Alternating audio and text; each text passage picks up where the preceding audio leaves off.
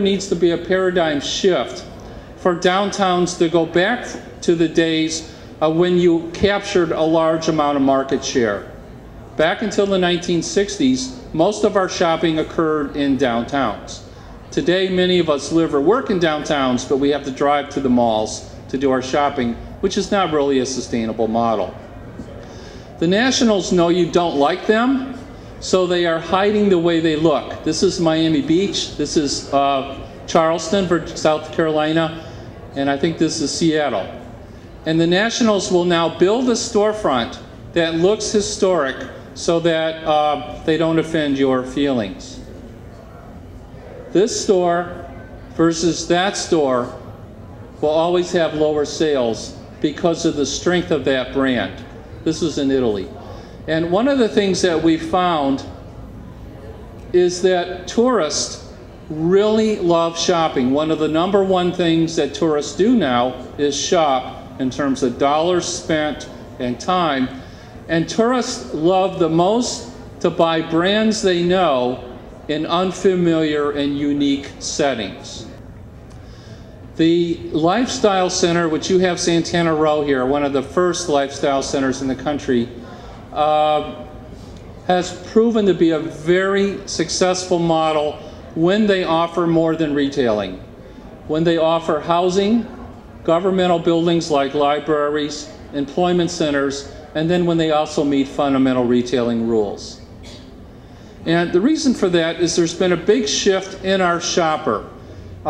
In the 1970s, this was our shopper.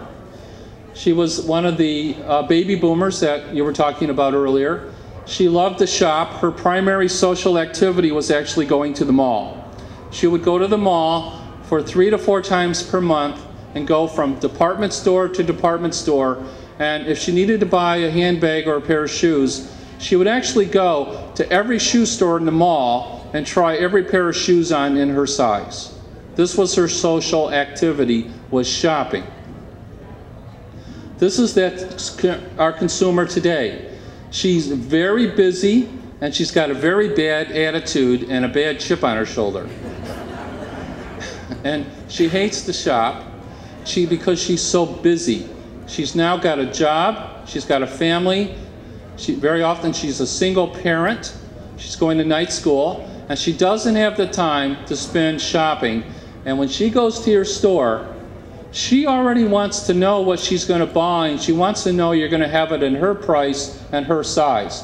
She's shopping on the internet or by a catalog, and she'll be loyal if you're Ann Taylor or Talbot's or Payless Shoe or JCPenney's. She's only got time to park right in front of that store, run in, and know that you're going to have what she wants to buy and get out of that store. And she also now shops at night. Employers don't let you take off in the middle of the day anymore to go shopping. So 75% of all sales last year occurred after 5:30 at night and on Sunday. So if you close your store, if that store's locked at 5:31 and she tugs on the door, she ain't coming back. And her opinion is that you give bad service. And she's not going to come back, and she's going to tell everybody she knows to stay away from your downtown. This is really what's happened. This shows the average amount of spending in a mall per minute. And this is the length of time. This is the length of time. So our consumers are spending much less time in the mall, and they're spending much more per minute. So when they go into your store, they want to do the same shopping in 10 minutes that their mother used to do in an hour. She wants you to ring up that sale quickly. She wants to have things according to size and color and brand. She wants you to be there to help her. And she wants to get in and get out because she's on her way to a soccer game to take her little child to. And she does not have time for leisure shopping on average, yes. It's based on that and research that we've done directly, and most national retailers that we work with, yeah. So no, it's not, there's nothing to do with independent retailers. It's the same. It's that shopper is time stressed, whether she's shopping for an independent or a national retailer. Time is the new luxury. But not a downtown. Well, downtowns are benefiting from that because unlike a mall where you had to park in a parking lot and walk to a department store and then slug through the mall for an hour, in a downtown or a lifestyle center, it's perceived that you can park really close, run into that store, and keep going. So there's been a great paradigm shift that the downtowns now have the advantage over malls if you have convenient parking and if you do a number of things well. I noted that today that almost every retailer I went to, for example, has a front and back door, which is very interesting. On the other hand, a lot of your parking decks are being filled with all-day employees, I think on the first level, which I can tell because they back into the stalls. Employees back into the stalls because they want to take their time getting to work, but they want to get the hell out of there on the way home. So that's a dead giveaway. So, you know, these are the little things you have to fine-tune. But the big picture is the consumer today wants to shop a lot in a very quick way, which is a big plus. You know, she wants to go into a store like this where she knows that that beauty product and that brand fits her well, and she can pick it up, she can do a lot of damage and get out of there before anybody finds out. Now, men, on the other hand, still don't like to shop at all, and they like to brag that they don't like to shop. Men's main role is to guard the front of the door to stop other men from going in and or sleep. This has been this way as far as we can tell since caveman days.